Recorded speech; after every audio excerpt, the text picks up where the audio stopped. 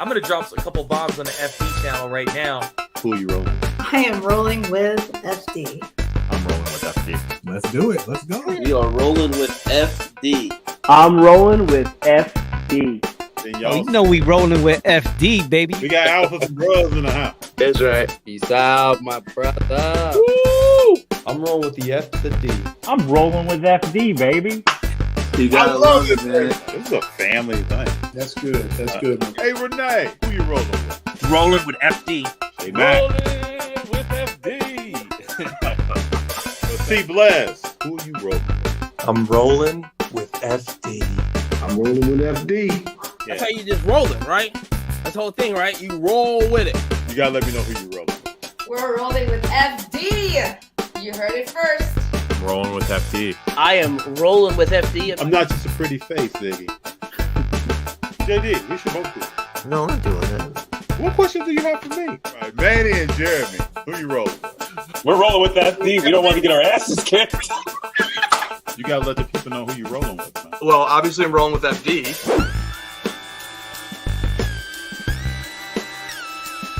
Hey, what's up, everybody? It's May 8th. I'm super excited. I have someone here that I want to talk to for a while. I respect a lot of his viewpoints already, but I want to dive into some stuff. We have Brian from Cajun Cardboard in the house. Let me bring him in. How you doing, sir? What's up, sir? It's an honor and a privilege to be on the channel, man. Oh man, it's my privilege to have you on. This is gonna be good. I always go origin story, you know.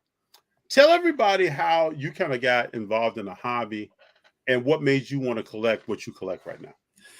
Whew, that's a long story, but I'm going to put it in a nutshell for you, FD. Okay.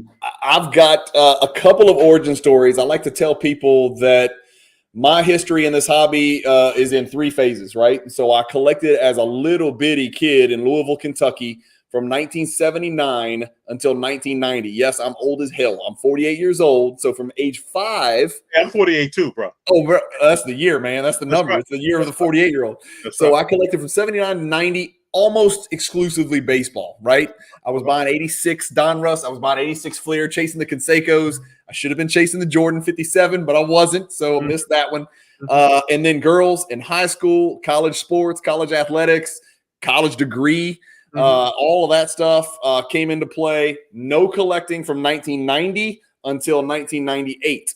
Right when I started law school, a buddy of mine got me back in. I collected from 98 to 2004. So I did get the LeBron years, the Carmelo years, the Wade years, a little pinch of Kobe and some good stuff from 98 to 2004. Then got out again because life got expensive, right? I wasn't making any money fresh out of law school, or not enough money, I should say. Started having a bunch of kids, big family, got married, just was paying off student loans. About 10 years later, 2016, I jumped back in because of a little skinny kid from Greece named Giannis. You might have heard of him. That's right. So in 2016, I decided to jump back in and start doing some prospecting. I sold some LeBrons for seed money, poured it into Giannis, and the rest is history. And I got in hard hook, line, and sinker FD in 2016, and I've been doing it ever since. What excited you about Giannis when you first started? Like that would be a prospect, right? What made you excited? Huge prospect. I don't want to say I was on Giannis before his first NBA game. I remember seeing some grainy footage of him playing in a red jersey in a little gym in Greece. And I remember looking at the kid. I was like, he's about 6'8". He's got good size. He had a lot of Magic Johnson to him in transition. And I was like, man, he weighs about 180 pounds, about 6'8", 180, right? I was like, I don't know if he's going to make it or whatever. I picked him up in my Dynasty Fantasy Basketball League, and that's really what did the deal, right? And so I picked him up in my fantasy league, started watching him. As you know, he got just significantly better every year, for especially those first 5-6 years. FD, it was ridiculous. And the funny story is I went into my local card shop in about 2016, and I was like, I want to buy a box of 2013 Topps Chrome. And the guy looked at me like I was crazy. He's like, what the hell are you talking about? He's like, they don't have Topps Chrome. He's like, you're looking for something called Prism. I'm like, Prism? What the hell is Prism? I was like, because I hadn't collected since 2004. So Topps Chrome was everything, right? And he's like, I think this is what you're looking for. Panini runs the hobby. And I was like, Panini, like the soccer Panini sticker people? And he's like, yeah. He's like, this is what you're looking for. So I found out the hard way. Topps Chrome didn't exist at the time. Now it sounds like it might exist again. And so I just poured it all into Giannis, and it worked. And then I kind of rinsed and repeated with a couple other players. I got into the hobby in 2016 purely to prospect, purely to invest, to buy in bulk, to put an army together. Bought tons and tons of base Giannis, base De'Aaron Fox in 2017, base Anthony Simons in 2018, bought tons of Jaylen Brown in 2016, tons of Donovan Mitchell, tons of Doncic. And so I was doing what a lot of people were doing, was just putting all their chips into the prospecting world. And then and I've transitioned, and I couldn't possibly collect any differently now than I did in 2016, 17, 18, and 19. It's just a totally different hobby for me today. Yeah. So let's talk about, when we talk about prospecting, what are some of the things that you look for in an athlete? And then how much, we talked about, you saw some grainy footage, so that tells me that you watch the sport. How does watching the sport play a role into what you're thinking and what players you want to start buying? Yeah. Well, I grew up in Louisville, Kentucky. And so if you're a white kid in Louisville, Kentucky, you know how to shoot a basketball. Like you grow up shooting a basketball, right? And so my heroes were University of Kentucky players, University of Louisville players, Dan Issel from the Kentucky Colonels, stuff like that. And so basketball is in my blood. I was born with a basketball in my hand. I would shovel snow off the driveway to shoot basketball. I've coached basketball for 20 plus years at a pretty high level in the Nike EYBL, coached and helped run an AAU program, recruited a lot of the guys that are in the NBA right now, tried to get them into my Nike EYBL grassroots program, played college basketball, played high school basketball for a nationally ranked team. So basketball's been part of my life forever. I just can't possibly devour enough basketball. And so got NBA League Pass. I'm in a fantasy dynasty league. So basketball is everything for me. The prospecting part is just so fun. It's like, how could you not rather, you're putting your money in James Wiseman, I happen to know. Oh, yeah. We're going to talk about Wise. Yeah. Wouldn't you rather a James Wiseman, gold optic serial number to 10 than a share of Apple stock or 4 shares of Apple stock? It's boring as hell, man. Yeah, man. Why not invest in the stuff that we love? You can do well in the stuff that you love. And there's a lot of people out there that are living proof of that. So as far as prospects go, FD, I put them into 2 categories. There's penny stocks, just like there is in the stock market. And then there's blue chip stocks. In 2016, 15, 16, 17, even 2018, you could go put your money in the best rookies out there. You could go buy Doncic base prism. I was buying Doncic base prism cards for, and you might have been doing the same thing, $12 to $20. Now in 2021, I don't know how much a silver fill in the blank rookie card is going to be, but I've had to adapt and change it. And so you got your penny stocks where I invested a lot of money in Anthony Simons. Nobody knew who he was. Nobody cared about Anthony Simons. He didn't play college ball. And his cards were pennies on the dollar.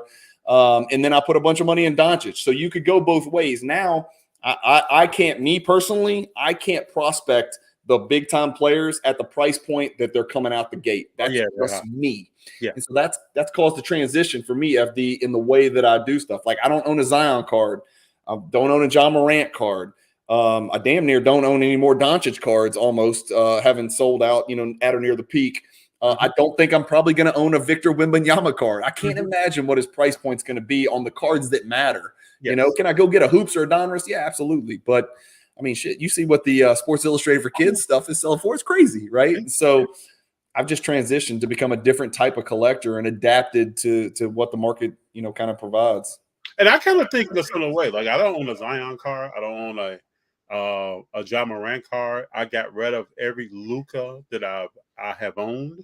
I didn't have big Lukas. I think the biggest one I had was a silver prism BGS 9.5, but I ended up moving that to some other stuff. And then I tried to look at who are the players, because to me, if it was so easy, we know this, Brian, that if it was just a high draft pick, he's going to go and have, or she's going to go and have a great career, then it would be very easy to do. That was somebody else's evaluation of the player. That's why that player was so a high draft pick. I have to do my own to try to find out who are those players that may have been a BC level that are going to run the show. Later. Because the way I see the NBA right now is that the torch is being passed. We don't know who's going to take it, though. Agreed. 100%. Completely agree. I like looking for not the top tier guys, Right. maybe the second or third tier guys that I personally think can be one of those high usage rate guards or point forwards where everything runs through them. I'm not looking for the best 3-and-D guy out there. I'm looking for the next Harden.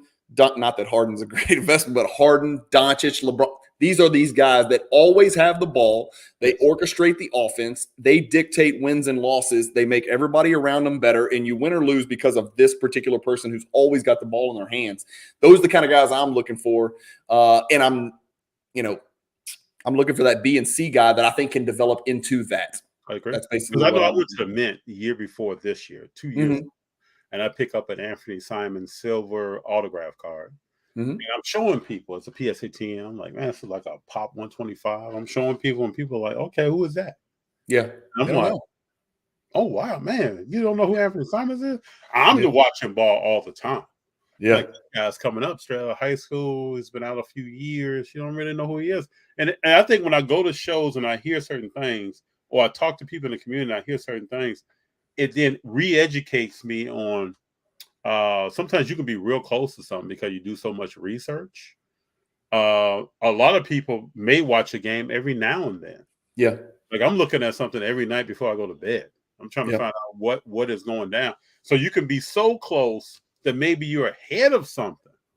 But don't be afraid to be ahead of it. 100%. If you feel like if you got some boxes that you check on your strategy and who this person is, go for it. No, just being a lifer, like you'll pick up on little teeny tiny things, little decisions that you'll see a player make that it's not normal. Like, and I saw that, and I'll be honest with you, and I'm gonna catch heat for this, and he's got his issues. Kevin Porter Jr., to me, I think Kevin Porter Jr. is special. I think Kevin Porter Jr. has top 10 in the world talent level. Will he ever, produce at that level? I don't know. Maybe there's a lot of things that control that, the roster around him, the coaching staff. He may get traded, for God's sakes, or he maybe never be the best player on his team if Victor Wembanyama goes to the Rockets. We don't know that. But I look for little things like Anthony Simons. I saw little glimmers of ability. If I think a player can be the best player on an NBA team and he's got a low enough price point, it's the kind of guy that I want to look at. There's guys out there like that right now that are getting absolutely no run in the NBA, but I think have the potential to be lead guards in the NBA. And it's happened before. Giannis is the greatest example of it. Giannis is an amazing example of it. Anthony Simons, people are going to listen to this and be like, well, Anthony Simons is not even the best player on the Blazers. Yeah, but if you were buying his silver autograph cards like I was for $4 and now they're worth $180, that's a pretty big multiplier. You can make a lot of money that way. So there's plays out there in prospecting. You can't throw a bunch of darts out there like you used to be able to. You used to buy anything in 2018 and it's going to turn into tons of money. You just can't do that anymore. You got to be real. You got to be right, and you got to buy the right cards. Very true. Yeah. We got Big John here. Big John is always a constant here. What's up, Big John? Feed the Gods is in the house. Good evening, everyone. Good to have you here. We got a hand. What's up? What's up? What's going on? Big John. Hey, FTG. I like that. Richard Perez. Hey, what's up, FT? I'm going to stick with what I said before. Jaylen Brown is a better player. This has been hot the last couple of days. Yep. Jaylen Brown's a better player in the playoffs than Jason Tatum. Tatum doesn't have the eye of the tiger, and his cars are overpriced. What do you think on that? Look, I'm the guy that's always said I'm taking Jaylen Brown the long term. I've always said that. And in fact, I had a huge investment in Jaylen Brown cards. I actually just sold a Blue Wave Jaylen Brown BGS 9.5 Blue Wave rookie card last night for $500 on the nose. So I don't own a Tatum card. I still own about 4 or 5 Jaylen Brown cards, but at one point I probably had somewhere near 250 of his rookie cards. And I've sold out. I've got probably 4 or 5 left. I can see it. Yeah. I can see it. His game he's taking steps in his game. I told people when Golden State beat him last year, those two guys are going to take that in a different way. Mm-hmm. I think Jaylen Brown took it as I'm going to get better. And Tatum, I think when the game is on the line sometimes, now he had a big shot the other day. Yeah. He had a big 3, push off. Yeah. Didn't get called, but he had a big 3. But sometimes when the game is on the line, it seems like Tatum, something just happens to him.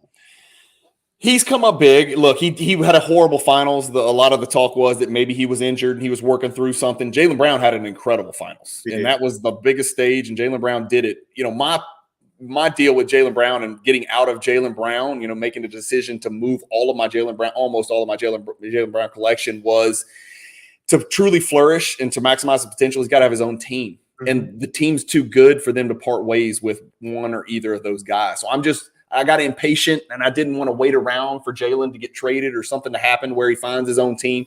I think if he finds his own team, he's going to flourish, similar to the way that Harden did. Do you remember? Like, nobody thought of Harden as this elite. No, he was coming off the bench. Yeah, he's coming off the bench. He's a sixth man. He's clearly the third best player, maybe the fourth, depending on how you feel about Ibaka on the team. And then he got to Houston, and it was like everybody's like, "Damn, how did we not see this coming? How did we not know that this guy was an offensive genius?" So I see the same type of ability with Jaylen. Obviously, completely different games. Harden's got a super tight handle. Jaylen Brown can't dribble the ball to save his life. No, but definitely not graphic. No. But he also can guard in a way that Harden dreams about guarding, right? And so Jaylen could be a really good two-way wing in the NBA. He's already an All-NBA player, but I think he's got, you know, first team All-NBA type potential if he goes to a trash team. If he goes and finds his way onto a team that really needs that alpha, that big alpha, high usage rate wing, he could be the dude, man. I don't disagree. Yeah. So I get this word too, Brett S. Connor Bedard. The Blackhawks just won the rights to Connor Bedard and to draft him. 23-24 ice hockey product would be huge. Yes. Bedard cards are going to be huge. Huge. He's going to be the Wembanyama of hockey. People better get ready. Get ready. That's right. So when we talk about, now I got to ask you this because I disrespect your opinion. So when you talk about the GOATs, I know there's been a lot of talk recently about Mount Rushmore. Who should be on there? Where do you put Steph Curry? Well, if we're talking, this is just my perspective as an old dude, right? And it's very difficult to compare eras. Everybody's going to lay that foundation so they have an out. My Rushmore, there's three that are indisputable. Anybody who doesn't have these three doesn't know basketball. I don't think three of these guys can be argued. It's Jordan, LeBron, and Kareem. Those three guys have to be on everybody's Rushmore. It's very difficult to make an argument where one of those three guys is not in your four. After that, it gets tough, and it depends on your priorities, FD. You got the greatest winner in the world, Bill Russell. He played in an era where a lot of the younger folks are not going to respect that era. Fewer teams, his rings mean less, all that stuff that goes with it. Shot in the 30 percentile, you know, from the field or whatever, primarily a defensive player. That's not the sexiest thing. You got Wilt, who broke every record in the book, but he did it in an era, you know, that wasn't the most competitive. But then again, he did it to Bill Russell. The matchups between Wilt and Russell, although Russell's teams got the better of it, Wilt destroyed Russell in those matchups. And then you've got your Kobe guys who are probably in their 30s. No offense to all those out there. And then you've got Steph Curry, who, if you'd have told me 2 years ago, FD, that Steph Curry was going to even be in the conversation for top 5, 6, 7 players, I would have been like, I don't see how that's humanly possible, because he really is a one-way player. His defense is really poor. But, dude, the guy just keeps defying the odds, man. Tonight's game is a big deal, right? Tonight's game is a big deal, man. This is a legacy game right here, because the Lakers take a 3-1 lead. We got issues in Golden State, and it might be the end of a dynasty. They're not going to run it back with the same group. We know Draymond's not going to be back, right? Yeah. And so if Draymond's not back, they may blow the whole thing up and make moves and make some crazy decisions that we aren't expecting. So Steph's sneaking his way into the conversation. There's some other guys in there. Shaq deserves to be mentioned. A lot of people have Magic Johnson as their fourth. Bird's certainly a top 8 guy. Kobe's clearly a top 8 to 9 guy in my book. But those three, Jordan, LeBron, and Kareem, I don't think those guys can be removed. I don't see any way on earth that Steph Curry could supplant LeBron, even if he ties him, or even if they have the same number of rings. And I don't see any way Steph can jump Kareem with 6 rings and 6 MVPs, or Jordan with 6 rings. I just don't see any way. I always ask the question, what if Steph gets 5 rings and LeBron gets 4? Mm-hmm. Now, you could say, hey, LeBron moved from team to team, which is almost like Kevin Durant coming to Golden State. It is. What would you think then? It cuts both ways, man. Look, I'm a lawyer. I went to law school. What side do you want me to take? I can be the grumpy old dude who's like, well, LeBron had to go to 3 different teams to do it. That shouldn't count. And then you could also, that some people think that makes it more difficult to do than just to be in such an incredibly fertile situation like Steph Curry, where he's got this unbelievable buffet of talent around him. I mean, he played on a team where there was literally, in my opinion, 3 of probably the 8 greatest shooters that have ever walked the face of the earth on the same team in their prime. That's not normal, and that will never be replicated ever. And it only happened because of the weird little glitch in the salary cap that year where they got to sign Durant. That's never going to be replicated. There's never going to be another team like that. I don't know, man. And a lot of people penalize LeBron for losing all these finals. I look at it, I'm like, he had the worst. Every finals he lost, he had the worst team, and he was supposed to lose, except for one, right? And so I give him credit for making all those finals. Everybody else would have liked to have made those finals and lost, but they didn't even make the finals. So all the people that disparage LeBron for his low winning percentage, I'm not buying that argument either. Well, I'll say this: when his Cleveland team beat Golden State 73-9, and then his first championship in Miami, LeBron played out of his mind at the peak of his powers. That was like he was hitting shots and doing stuff that you don't even see LeBron James do. Yeah, he wasn't doing it before that. He hasn't done it since that. So I got to give him respect for that. Some people think I'm really hard on LeBron, but I got to give him respect for those 2 years. Look, let me. FD, he says some things he shouldn't. He speaks without thinking. He doesn't do it the way Jordan did it. And so for older folks who watch basketball in the 90s, the whole crowning now. That's it. I mean, like, are you serious? Like, that's just like stuff like that's going to rub a lot of people the very wrong way, and rightfully so. But I try to be objective about it. I don't think he's eclipsed Jordan, although, numerically in the aggregate, if you look at an entire career and longevity, clearly he has. And you also can't say, well, Jordan would have 8 if he hadn't played baseball. We don't know that. We don't know. He might have burned out. He may have won 4 instead of 6. Maybe the break led to the second three-peat. There's a million different, kind of derivations and arguments that could be made about that. But Kareem's the one that gets lost in the shuffle. I mean, what Kareem did, the only knock against Kareem, he did it in the least competitive era of the NBA, which was the 70s. It was, the talent was split between the ABA and the NBA. I mean, go back and look at how many Hall of Famers were ABA players when Kareem was dominating the NBA. That's really the only knock against Kareem. That, and he was boring, and he was kind of an asshole. I mean, he was kind of, people didn't really like him, to be quite honest with you. But Magic probably put some years on his career. Oh, no doubt. Because they said that when Magic got there, Kareem was just going out for his point total and rebounds and going to sit That's it. Magic inspired him, no question. Magic drew Kareem out of his shell, made him a more likable player, a more watchable player, a better teammate. But Kareem, like him or not, boring or not, had the most unstoppable shot in the history of the league that has not been able to be replicated by anybody. Why can't James Wiseman shoot a big left-handed skyhook? I know I went out and tried the footwork involved in that shot. Yeah. The release point and the touch that you need. It's crazy. Extremely difficult. Yeah, go back and watch it. His arm is completely perfectly straight up and he flicks it. It's not like he's bringing it down from his hips, right, where it's going to get stripped. Sucker puts it up like a Statue of Liberty and flicks it in up to 15 feet. I mean, it was nuts. He was a special player, man. He just did it in a kind of a boring way, man. Big men don't get the same kind of love as the flashy LeBrons and the Jordans do. So what did you think when Golden State traded Wiseman?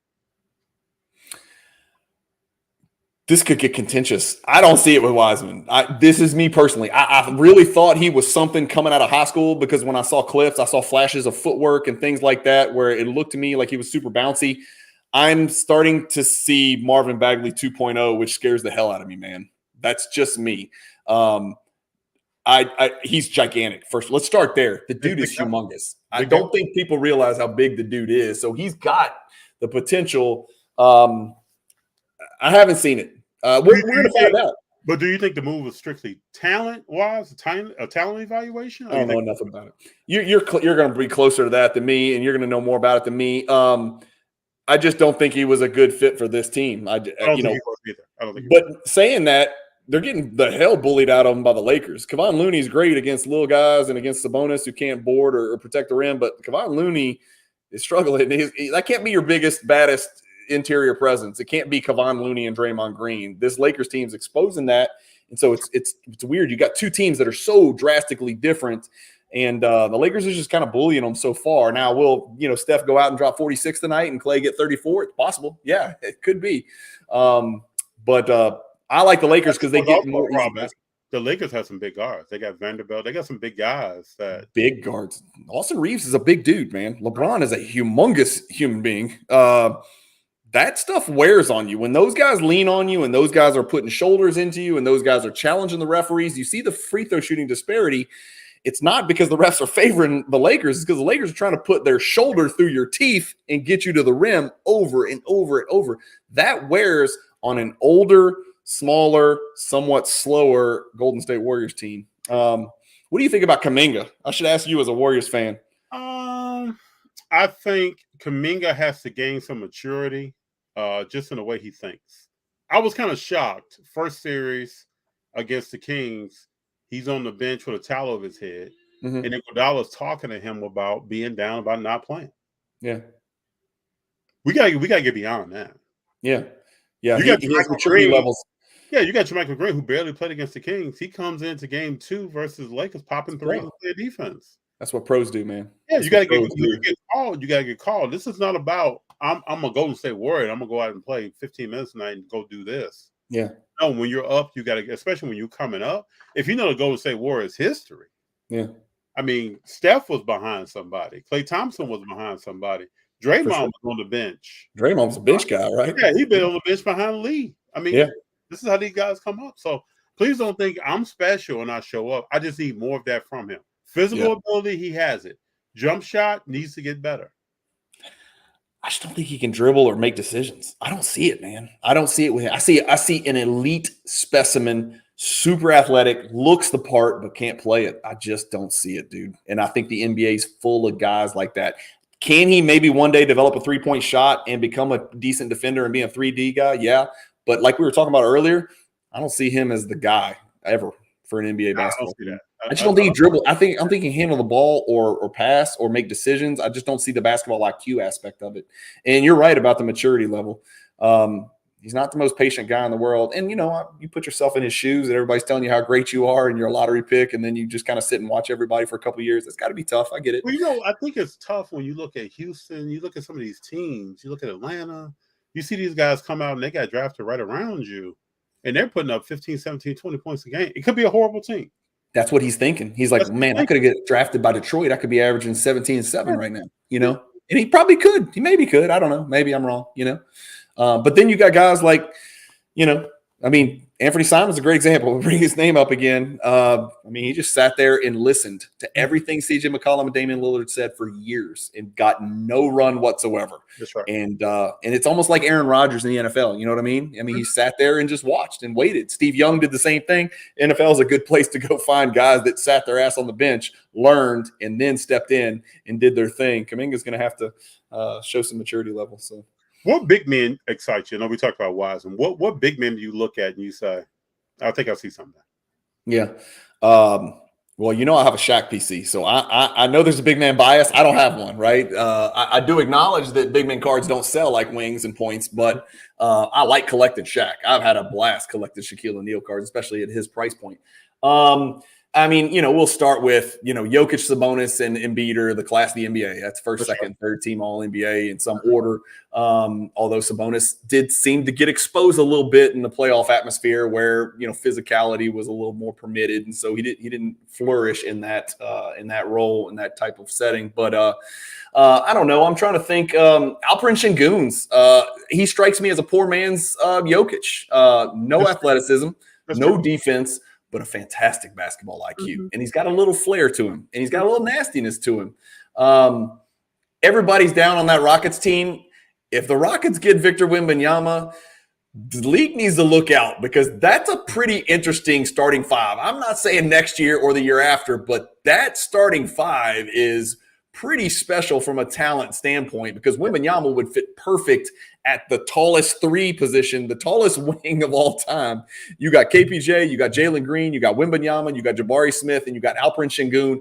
All of these guys. I mean, who's the oldest in that group? Kevin Porter? He's like, what is he, like 23, 22?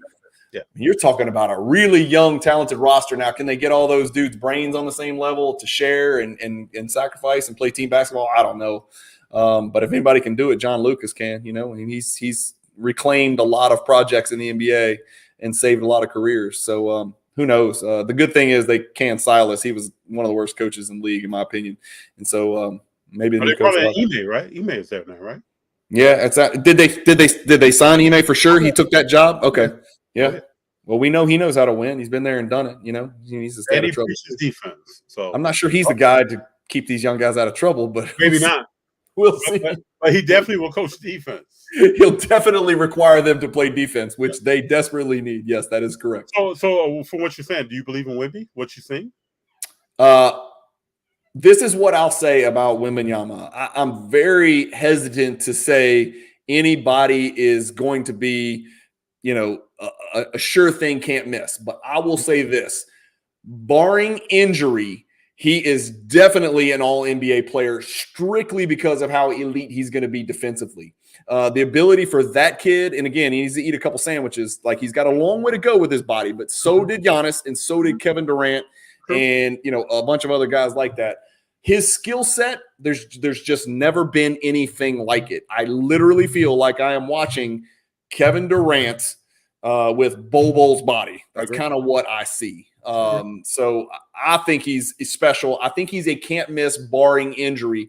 I do worry that his little arms and legs look like little twigs. Yes. And there's some big old dudes out there, and he's going to be bumping into them a lot, and bad stuff happens to thin people in the NBA. But I think skill set wise, I haven't seen a package that I was more certain about from a skill standpoint, and just also taking into the physical characteristics of his body and his length and his width and his jumping ability and all that stuff since LeBron. LeBron's the most sure thing prospect I've seen. Okay. And so that's 20 years ago, right? We're now in 2023. That's 20 years ago.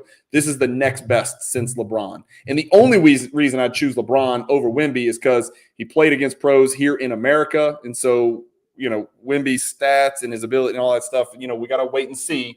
And then LeBron's just his physicality. He was ready from day one to take an entire game over and be the high usage rate guy that we're talking about. Wembanyama will not be ready to do that. But I see him stepping in and being, an all-NBA defensive player day one. I think the first year, it's quite possible from the wing position he could lead the NBA in blocks. I believe that. Now, you remember when Durant came out, people said, well, he's not really a 3 or 4. Mm-hmm. So what's he going to do? Then he showed you, I'm very efficient from the field. I have guard skills, and I can shoot you out the gym. Yeah. Then even when KG came out, people said, well, he's not really a 3 or a 4. Yeah. And then he started showing you 4 ability with a jump shot. Mid-range out of this world. So I think a lot of these players get outside of that box of the unknown, or you really haven't seen a lot of examples of it, and it kind of blows some people's minds. They don't know where to put the player, but they know athletically they can do whatever they want to do. Wemby is that kind of player to me. Can his feet hold up? Can his lower extremities hold up? Will he be able to, like you said, muscle his way, but have enough finesse and not be hurt? Those are the questions, the only questions that I have for the guy. But when you see his left to right movement at 7'5", it's the lateral stuff, man. I mean, here's the deal. You put Victor Wembanyama, he's 7'4", right? He's going to measure 7'4", 7'5", something stupid. So this is something that I try to stress to people. Victor Wembanyama is as many inches taller than Kevin Durant is to Steph Curry. That's the comparison. 6 inches difference, right? That's a big difference. We've never seen a good 7'4" player in the NBA. Kareem was close. Mark Eaton was a good player, but he wasn't a wing, right? We've never seen a wing at this height. So your question is, what does Wembanyama do if a Marcus Smart or a PJ Tucker gets up under him on the wing and puts hands on him? That's right. Does he have the ability, like a Kevin Durant would, to just destroy those people from the mid-range and get a clean look every time? I see that he does have that ability. I don't think he's going to be able to take Al Horford into the post and go score on him, right? Simply because of the size disparity, the width, right? Not the height, but the width. Yes. But it's just going to be interesting to see, man. I see instincts and defensive His want to play defense is very noticeable, and it's very refreshing because you don't see that a lot from these super prospects. You know, they have to develop that when they get to the league.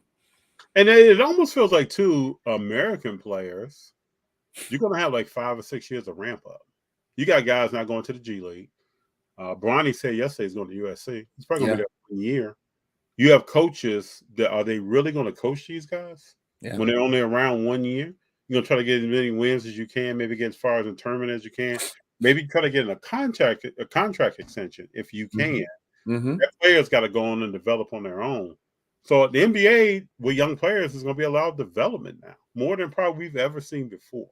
Where's the best place for him, FD? Where do you think he thrives immediately? What's the best place for him to go immediately and thrive? We're talking about Detroit. We're talking about Houston. We're talking about Charlotte. I'm trying to remember who else. The Blazers are like 5th. San Antonio as well. San Antonio, right, would be a place, right? So those are the kind of teams that are most likely to welcome him in and coach him. And he's coached, and he has a resume of big men, and he's coached them.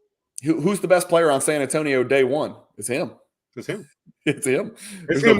Probably any of these teams. It might be any of these. Probably. Yeah. I'm anxious to see if Cade Cunningham can come back. I haven't looked at Cade Cunningham card prices. What are your thoughts on Cade Cunningham? I think it's going to be nice. I think him and Wise are going to be real nice together. I think he's going to be the point guard that Wise needs. Jaden Ivey can play. Jaden Ivey can play next to Cade Cunningham. Cade Cunningham, will he slide over to the 2, or you said Cade Cunningham at the 1? I think Cade is the point, and I think Ivey's going to have to play some 2 because I think he's going to have to shoot it better. Yeah, he's going to shoot better. Yeah. I think his passing skills are it's way beyond. I watched a lot of Detroit since Wiseman got there. Yeah, for sure. Jaden Ivey is a penetrator. Yes. And then he dishes. He's not a natural point guard. Jaden Ivey is, and I think he's going to end up being probably a better player, but he reminds me of a Reggie Jackson. Like, you look at him and you're like, he's a point guard, but no, he's not really a point guard. He's a little bit undersized, slashing 2 guard with a little bit of point guard ability. And I think he's going to be better. I think he'll be better than Reggie. But Reggie's a good player. I think Ivey has the potential, though, to develop that jump shot. Another person I think that point could develop a jump shot and be a much better player is Giddey. Oh, yeah. Dude, isn't that you look at those guys and you're like, that's a terrible fit. Neither one of them can shoot threes. They're both kind of big guards. They both play almost identical basketball. Obviously, Giddey's a little pass first. Shai Gilgeous is get in the paint and do whatever the hell you want and draw fouls and all that. And he's proven to be a first-team All-NBA player, I think, right? Did he get first-team All-NBA? I think so. Did they announce it? No, wait, maybe that's no. They announced first and second a rookie. That's it. But yeah, I mean, you would think those guys would be a horrible fit together. Dude, those guys won 25 more games than I thought they were going to win. I thought they were going to be absolutely terrible. So who knows, man? You never know in this league, man. You never know what's going to work, what's not. I'd have bet the under on Oklahoma City Thunder wins, and I'd have looked like an idiot. Oh, I would have too. Yeah, because I said at the beginning of the season they're only going to play Shea this year to get ready for Chet. It's going to be Chet's team. But we'll see now. Will it be Chet's team? Don't know. Oh, no, it's Shay's team. All right. Yeah. So what do you think of Shea? Who do you think is going? Oh, I like him, man. I like him. As a player, I love the guy. I think he's got tremendous upside, tremendous potential as a card prospector. I have no idea. I couldn't tell you. I couldn't tell you what his card values are. I haven't looked at it in 4 years, man. But I can't project him in OKC. Where his car is going? Yeah, I don't know. I know this. If those guys make judicious and wise decisions with those draft picks, people better be on the lookout. That Oklahoma City team is going to be freaking nasty in the next 2-3 years because if they package that, they've got too many picks to use. They can't even use the picks. So they're going to package them. If they can package them for somebody to pair next to Wemby. One thing we didn't say is it's not out of the question. Isn't there a chance? Don't they have a pick? Isn't there a chance that they could get Wembanyama? I think there's a small. I feel like there's a chance. Maybe they have somebody's pick or something like that. Maybe I'm wrong, but maybe it's. I don't know. I don't know why I felt like they had a chance at him, a small percentage chance. But if they get Wembanyama, good Lord, Chet and Wembanyama next to each other look like a freak show out there, man. Yeah, because nobody's getting to the rim there. You like Chet? You like his game? Need to see more. I worry about guys that are that thin impacting the game from day one. Porzingis did it. It wasn't quite that thin, but Porzingis kind of looked like Chet his rookie year. I think that's kind of the comp for me. Porzingis obviously put on a lot of weight.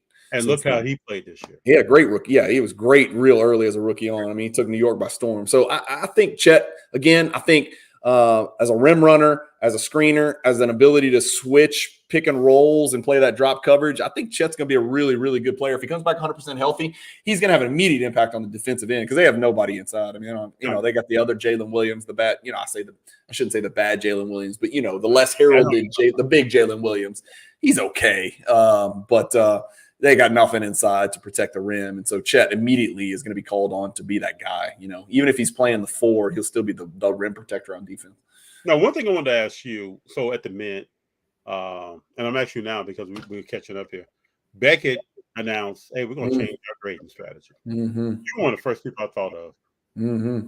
Just from watching what you've talked about and the cards that you have. What were your initial thoughts when you heard that information? I had 2 thoughts. I had 3 thoughts. My first thought was about my own cards. And my biggest concern was, FD, what happens to BGS 9.5 minimum gems? That's right. You want to change those to be less valuable and you want to change what they're called. I know that doesn't change the card, but you got a lot of not super sophisticated new people in the hobby. And I don't mean that to sound disparaging or condescending, but you got a lot of people who look at Gem Mint and now you're changing the name to Mint Plus or whatever the hell they were going to call it. That's right. But it's the same card. I don't like that. You're downgrading the value of those cards. My second thought was there's going to be a lot of pissed off people that have BGS 10s because BGS 10s were the cream de la creme, right? And now you're going to round up quad gems and gem pluses to become BGS 10s for a small fee. Well, that BGS 10 pop is going to go from 4 to like 84 or 44 or 64, whatever the case may be. It's going to devalue those cards, which people paid huge premiums for in the first place because they were so rare and so low pop. And the third thing that I thought of, and this is just me as a business owner and owning a few different companies and having been in business my whole life, is did they not ask the hobby what the hell they should do before, just to get the pulse of the hobby, just to have some idea? It took guys like me and you and a lot of the other people that are in social media and some of the big hitters in the collecting world to kind of reach out to these guys and put some content out there saying, you may want to rethink this. It's not going to be well received. Yes. And Beckett was already on the downside, the downslide, which is hard for me to say because a large percentage of my collection is 90s Jordans, which a lot of the 90s Jordans are in Beckett slabs. Some of the best Jordan cards in the world are in BGS slabs, not PSA slabs. Right. And so I really felt like it would have been a simple task to poll the hobby and just to do some, what do they call those things where they kind of ask people before market research, right? Yeah, market research, man. Do some market research. Go ask some of the big hitters out there. Not me necessarily, but like real big hitters out there, guys with real influence in the hobby that have humongous collections. Hey, what do you think about this? What are your thoughts? And they didn't do that. They did after the fact. So once again, they look kind of stupid. They did the same thing at the Atlantic City National when they ran out that new label. You remember that, FD? Yeah. And people were like, please tell me that's not your new label. And they were like, oh, no, that's not our new label. We were just putting that up there. That's not it. They changed their mind, right? So it's the second time they've kind of head faked. They pump faked. I kind of feel like Becca needs to stop making announcements and start doing stuff. That's right. Like if you got a plan, you're going to do it. Then go ahead. I definitely agree. But stop asking people for quasi permission and then taking that thing back. Like, we were not going to do that. We just want to do what was April Fool. Just kidding. We're not doing this. We got Ziggy here. Cheers, gentlemen. Big fan of you both. Thumbs up conversation. Feet to God says, I'm surprised nobody's talking about Patrick Ewing. Let's do it. I can talk about the Hoya Destroyer all you want to, Feed the Gods. Why don't you DM me, man? We talk about Ewing all over the place. There are some real Patrick Ewing fans that I bumped into. I love it. He was a killer, man. Hey, he's a first ballot Hall of Famer, top 75 all time. Yeah. Legit. If it wasn't for Jordan, people would really be talking about him. That's one young man who's swiped a lot of future success and accolades and conversation because he just took it. Jordan shut a lot of people out, man. A lot of people that would have rings. So we all know who Michael Jordan is, but speak to what made you want to start collecting Jordan cards, and then what cards did you first start collecting? It's easy. So as I told you, my third leg of the hobby, when I got back in 2016, I was just prospecting. That's all I was doing. Prospecting, educating myself on the buy raw, grade, flip process, how to buy, what to look for, what types of cards to buy, what types of rookie cards to buy, which players. You got to pick the prospect, of course, first, learning about the hobby. Did that, rinse, repeat, did it with a bunch of different prospects, made some pretty good money. This was obviously pre-pandemic explosion.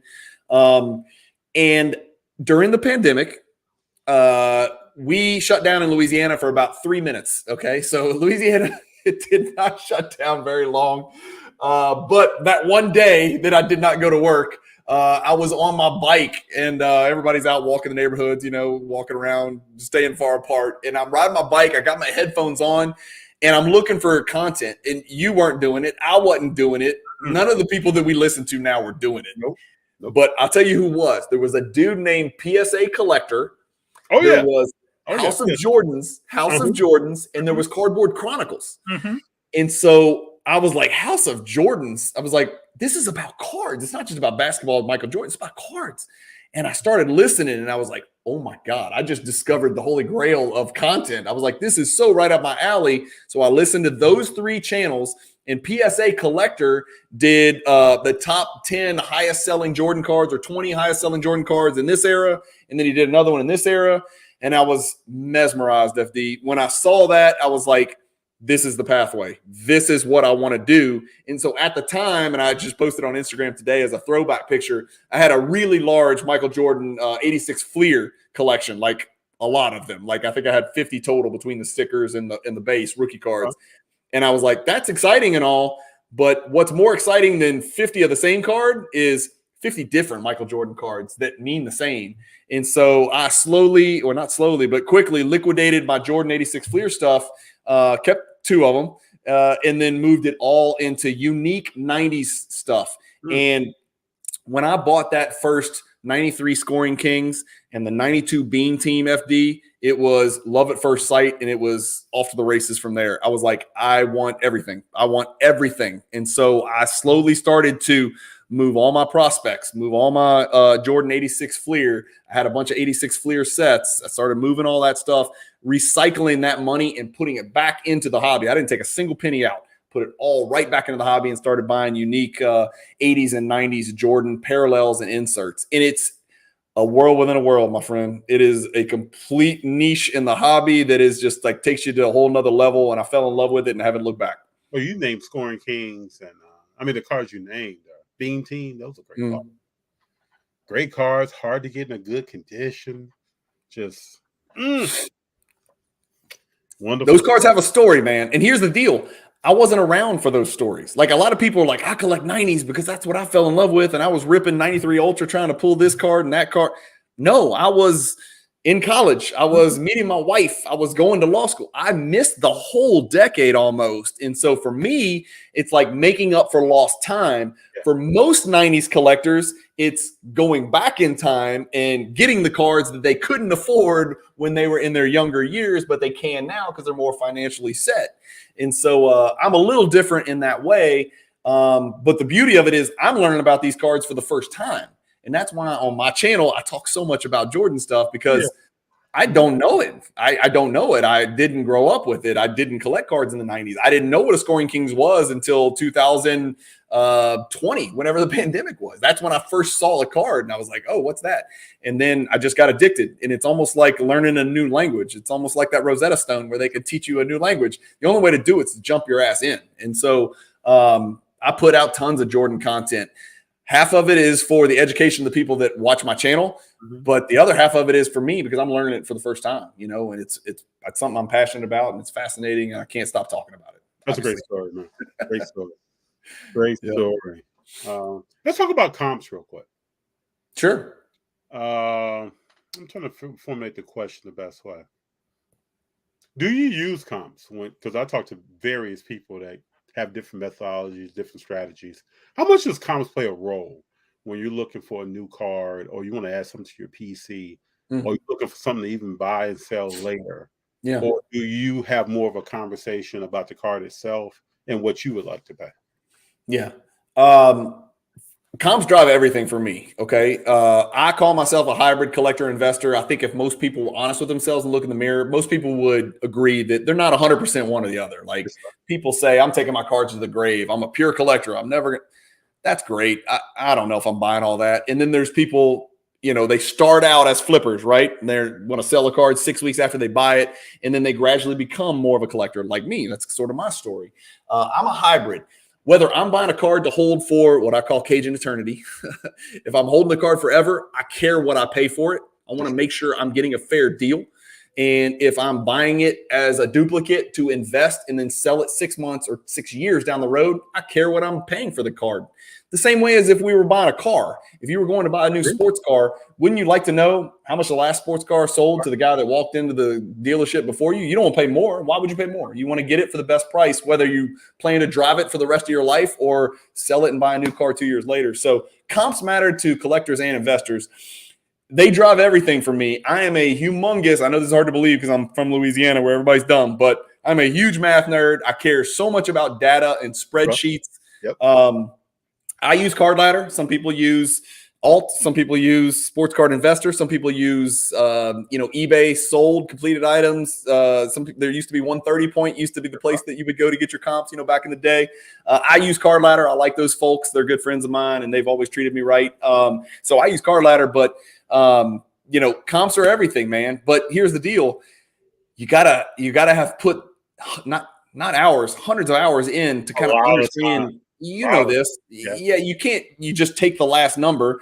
You take the last 7 numbers if you can. In the Jordan world, sometimes the card's not sold 3 times in the last 20 years, and so you've really got to do some digging. And that's where you can ask some other more savvy investors that have a little more history. What is this really worth? So. But looking at comps, you got to look at where it sold. You got to look at when it sold. You got to look at who sold it. You got to look at the subgrades if it's BGS. If it's PSA and it doesn't have subgrades, you still got to look at it because not all 10s are the same. Mm-hmm. And you'll see that not just in the Jordan world. You'll see it with Patrick Mahomes or Julio Rodriguez or whoever the hell the hockey player you're collecting. It just depends, man. There's just so much minutia that you got to dive into. And there's no perfect science, FD. You know this, and you would agree. 2 cards could sell within a week, exact same card, exact same grade, 30% different. And it's your job to figure out why. Maybe you split the difference. Maybe you pay more than the highest one. Maybe you pay less than the lowest one. There's all sorts of reasons why that happened. There's always an answer. It's just up to the savvy collector, the experienced collector, to figure out why those comps aren't identical. Right? If we knew what a card was worth, it would sell for the exact same price every single time. It doesn't, right? Player performance matters, but there's other stuff that matters too, like the world economy and where it sold and who sold it and what their eBay rating was. Were they from, sometimes a card will sell from a Chinese seller on eBay where some people they'll only buy domestic USA. And so that means there's fewer potential buyers and therefore the price comes, there's a lot of millions of reasons out there. Your eBay rating matters.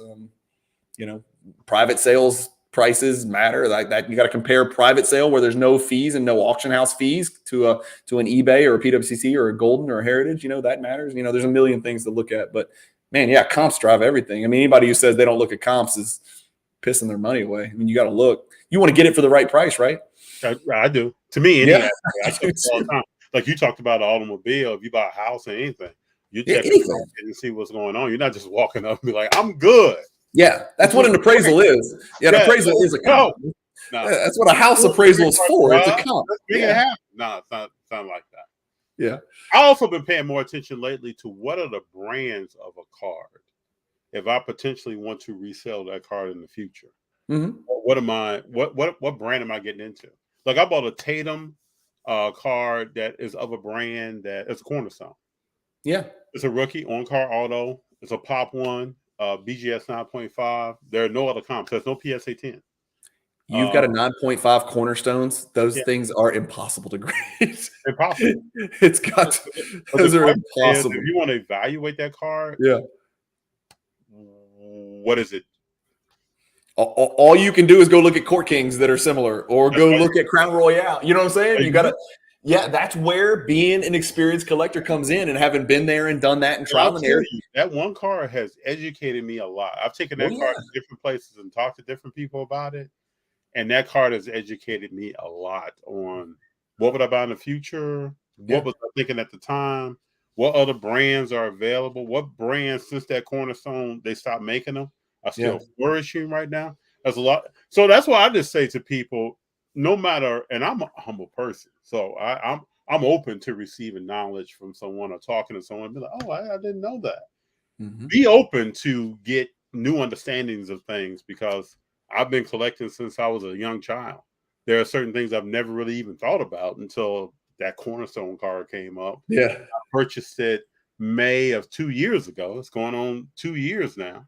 Yeah. And then because of the essence of the card, no BSA 10 being available, it's like, oh, okay, I got to sit down on my knees and understand, what do I actually have here and where's Tatum going?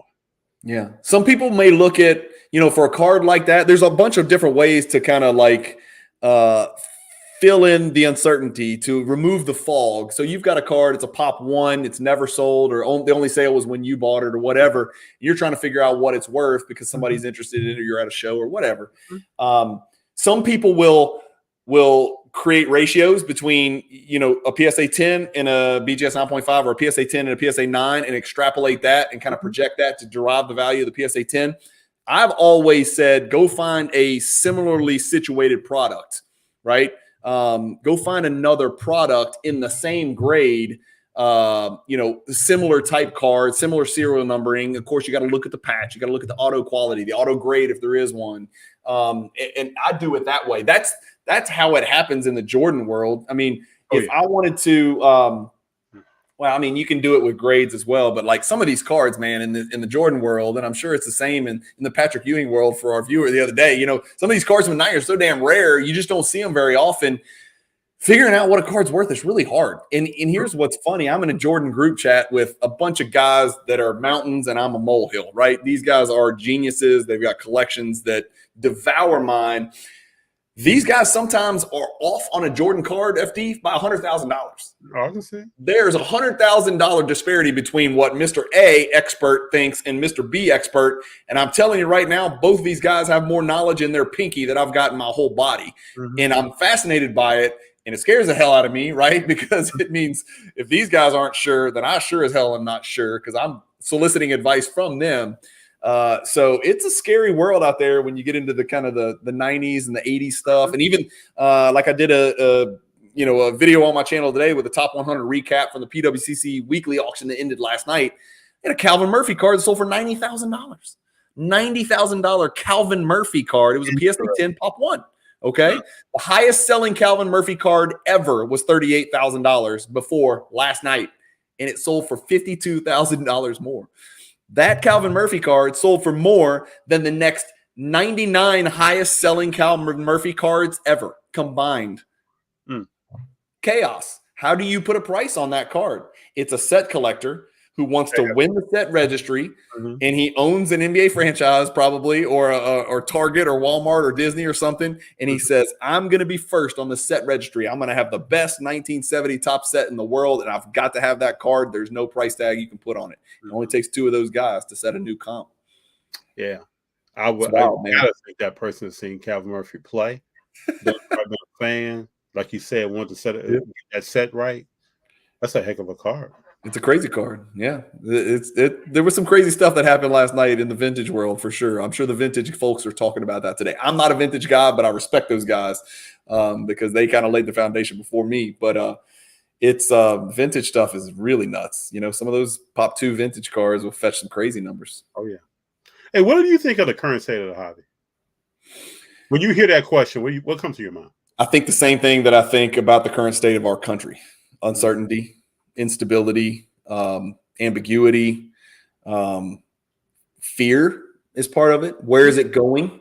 The one thing I'll say just broadly, it just is a very macroeconomic and a macro view is I think if Fanatics could somehow broker this transition from Panini to Fanatics quicker, I think it would bring a lot of stability and a big exhale from a lot of us in the hobby. There'd be a lot more certainty about what's going to happen going forward. I think right now everybody's waiting for the next shoe to drop in this, I speak about basketball primarily.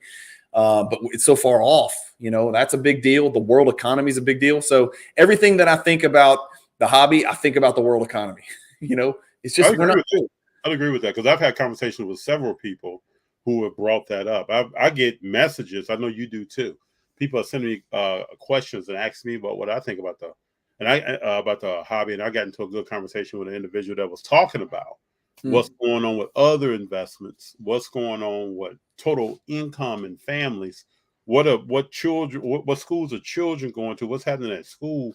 It's a whole lot of other factors that people are thinking about, and the hobby. Yeah. So. I mean, that's like saying, what do you think about the stock market? I don't know.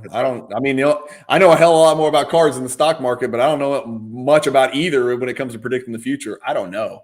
I feel good with the stuff that I'm buying. A lot of this uncertainty, I think, was brought about by the hobby. Some of the stuff we can't control: wars, economies, presidents, for stock markets, crypto, up, down, layoffs, unemployment, all that. So we can't control all that stuff. But some of this stuff was the hobby committed on itself, the overprinting. Yes. Every year escalating the print runs, and every year increasing the quantity of products, reduces the value of the products. Yeah, there's too many variations, right? You tell me you have a card numbered to 49, and I say, I don't give a damn. There's 77 other cards numbered to 49. I could care less. It doesn't matter to me. It doesn't mean it's numbered to 49. It's 77 times 49, which is, you tell me about your gold, you got a gold serial number to 10. That's good. That is a good way to hedge your risk, to have a gold prism serial number to 10. But guess what? There's a hell of a lot of gold serial number to 10 cards out there. There's a lot, The scary thing was when I heard about Doncic's rookie year, FD. I think it was Chris from House of Jordans, from Card Ladder. Yes. He's like, there's 146 one-on-one Doncic rookie cards. It's like, that's a lot. And he keeps up with that number. Yeah. Yeah. I mean, he knows the numbers. He knows the data. And don't quote me on that. It might not be 146. No, I know what you mean. But you know what I mean? Total population of what looks like. Yeah. Like, I wouldn't have known that. I mean, there's only one of one. There's only one Black Prism one-on-one Doncic. That card's valuable. I get it. But there's 145 other one-of-one Black Doncic cards, or one-on-one rookie Doncic. It's crazy to think about. So if there's 140 whatever Doncic, there's probably 500 Zion one-on-ones. There's probably 350, 500 John Morant one-on-one. It scares me. And the hobby did that to itself. Panini did that. Panini wanted the money, and Panini chased it, and they got the money. Yeah. They saw that demand. They said, well, let's make something to meet that demand. Have people really open these boxes. Yep. Very true. Sorry, I don't have any insight on the direction the hobby's going. You gave me I expected for you, Brian, to give me. Yeah. I mean, I know enough to know I don't know very much. That's kind of where I'm at. But, and that's why the cards I'm buying, man, look, and everybody collects differently, but I'm buying Michael Jeffrey Jordan, man. I'm buying Shaq. I'm collecting, star brand cards from the 80s. I'm collecting cards that are not going anywhere ever. And so I feel a little bit less anxiety about spending my money now than I did in, like, say, 2020, 2021 when I was prospecting. Yeah. That's just me. It's easier to spend $1 on those types of cards because it seems safer, And I talk to people that say right now that they don't know what to buy. I'll agree. I had lunch today with a guy here. He collects baseball and hockey. I was like, what you been buying lately? He's like, I don't have any idea what to buy. And he's saying that in a market where 90% of cards are lower than they were 2 years ago or a year and a half ago. And he still doesn't know what to buy. I think there needs to be a bottom. We got to find that bottom. It's really crazy because, in my world with the 90s stuff, I mean, there's cards that are setting all-time records, blowing 2021 prices out of the water. And then there's some Jordan cards that are 70% down since 2021. There's not a rhyme or reason to that. Same player. I don't know, man. I don't know. I'm just on the sidelines, just trying to figure it out myself. Let's jump into some of your Jordan cards. Sure. You want screen share? Oh, yeah. Oh, wow. There we go. Okay. Wait, walk us through this. Yeah. So this is just, I just went into PWCC, into the vault, created a shareable link with, this is what PWCC assigns as the top 50 based on value. So I real quickly just threw them all together. Okay. It's not in any particular order. It's not like best to worst or worst to best or anything like that. This is just kind of a general idea of some of the Jordan stuff that's out there. Some of the cards that your viewers may, want to know more about. I've got 2 Jordan autograph cards in my collection. I don't collect autographs. These are the only 2 I got. It's this one right here, which is a pretty cool card. It's a 2006 Upper Deck patch autograph Jordan. It's serial number to 10. The cool thing about it, FD, it's got your guy LeBron patch auto on the back. Pretty cool. Very cool card. Yep. And so that's my 1 Jordan autograph. This is my 2nd Jordan autograph here. Again, that is a world within a world. So there's guys that collect Jordan, and then there's guys that collect Jordan autographs. I'm not there. I did not decide to go there. I've got enough to learn as it is with inserts and parallels. Noise Boys, a lot of people are going to recognize. Really nostalgic card from Skybox in 1998, featuring Jordan right there in the black uniform. Very hard card to grade. Really tough card to grade. Pretty low pop in BGS 9.5. You'll notice, like we talked about, man, a lot of my stuff is in BGS because for the younger viewers or the younger listeners that are listening to this right now, break it down. BGS was king, man. BGS was king. People were cracking PSA 10 Jordan Fleer rookies and trying to cross them over to BGS 9.5. Absolutely. It was a different world. Here's 2 cards that you'll like. It's a Jordan East-West Refractor BGS 10. Jordan on the front, Kobe on the back. Pretty cool. Refractor both sides. And then right next to it, we've got the another one. This is the only 2 refractors from the 90s that I know of that feature Jordan on the front and Kobe on the back, and I got them both in BGS 10, which is pretty cool. I'm a grade snob, FD. I admit it. I raise my hands. I'm always trying to find the highest grade if I can. I do pay the premium for that. Some people are probably laughing under their breath at me, but that's just me. Here's a Jordan, little Jordan PSA 8 rookie that's on the way out the door. Like I said, I'm almost done liquidating all those 86 Fleer Jordans. I'm trying to find some other. Here's a PSA 10 with a PWCC sticker. That's a big one. I know nobody likes to talk about this card anymore, and everybody thinks it's trash, right? It's become like the black sheep of the hobby. Nobody wants to claim that they have a Jordan PSA 10 because, there's too high pop or whatever. I still like it. I think I got to have it. There's a PMG Red. That's a pretty big card. That's probably the best card in my collection.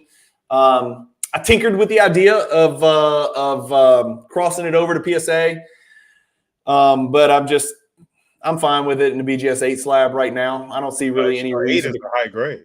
It's pretty good grade. I think at 8.5 sold since this one, but you see maybe I think we've gotten to the point where maybe one of these will sell a year in some grade, so that red is a big card. I'm trying to think of some other big cards on here. There's the Scoring Kings we were talking about right here, right? One of Jordan's earliest and most recognizable inserts. The Platinum Portraits is a really cool card. A lot of people like with those pinhole die cuts, in there.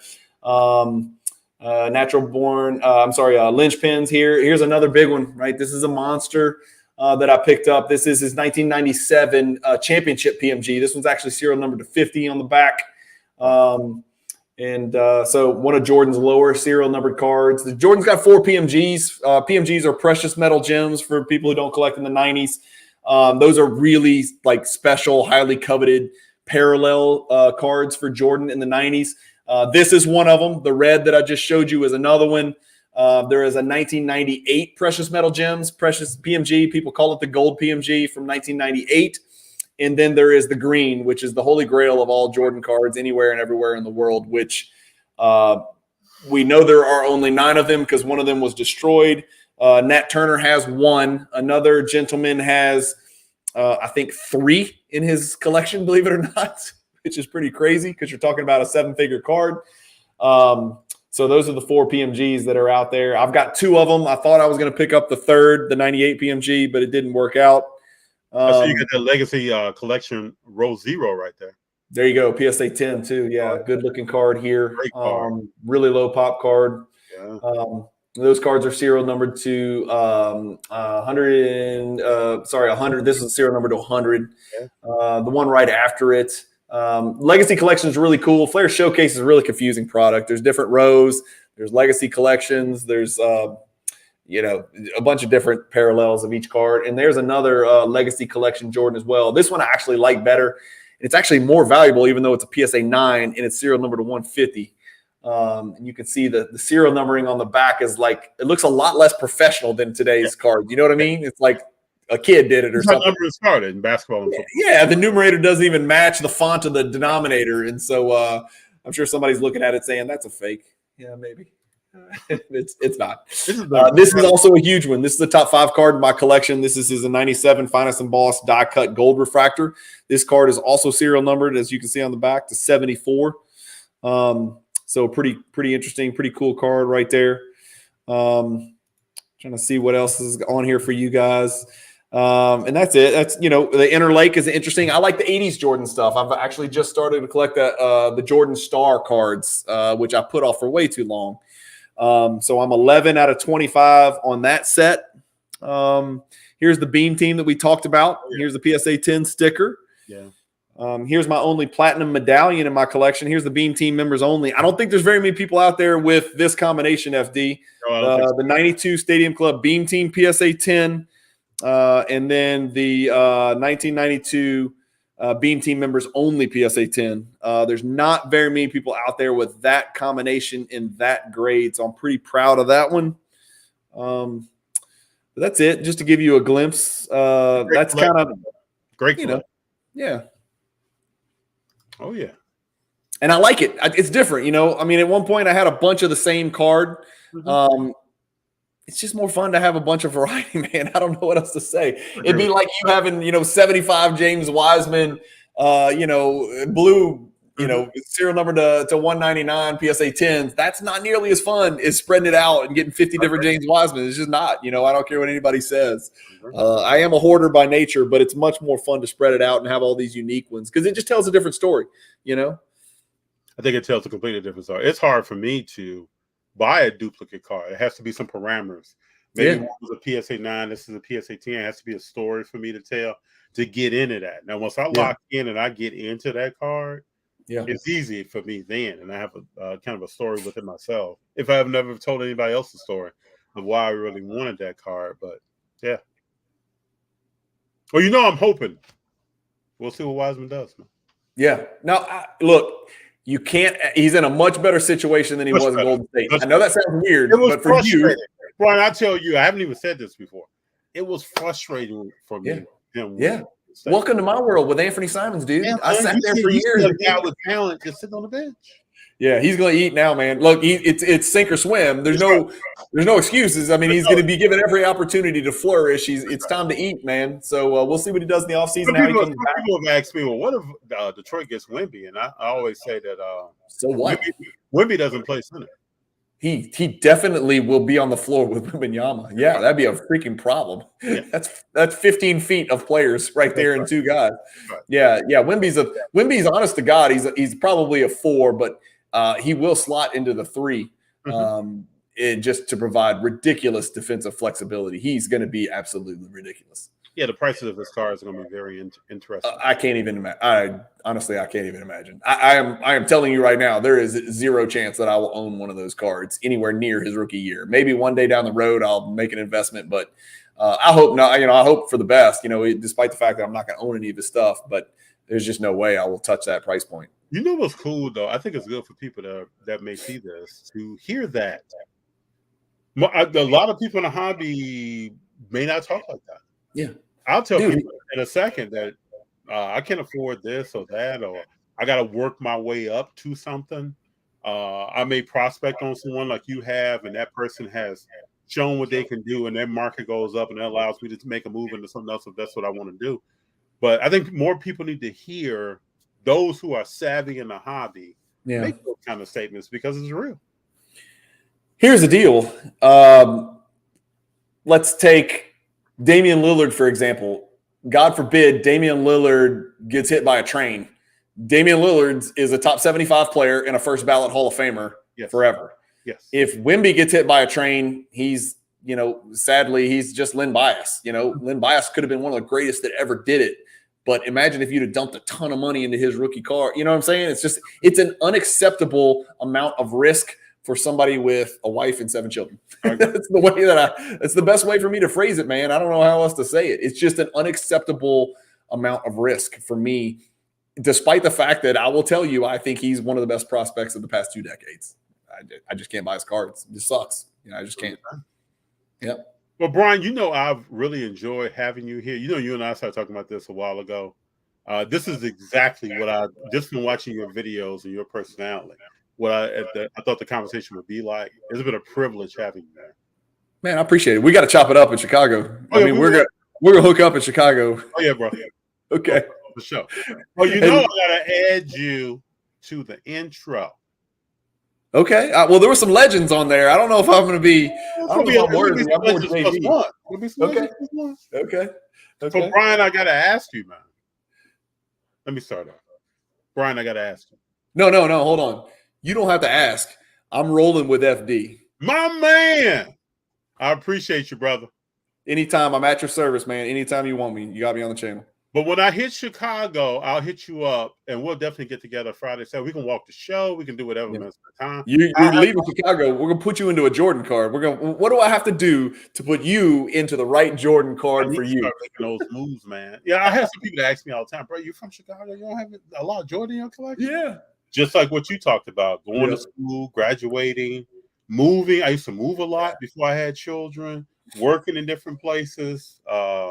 But I think I've been thinking myself about what am I going to do, and I think I need to start moving into cards of some legends, and then working my way up to something else. Sure. Well, look, man. We all evolve in this hobby, and that's the key: is don't get stuck in a rut. If you are stuck in a rut and it's causing anxiety, or you're getting bored, you need to go find a new path. You need to go collect a set, or go buy a totally different era, or God forbid, go buy a hockey card, go buy a soccer card, do something, to spread that. Yeah, man, for sure.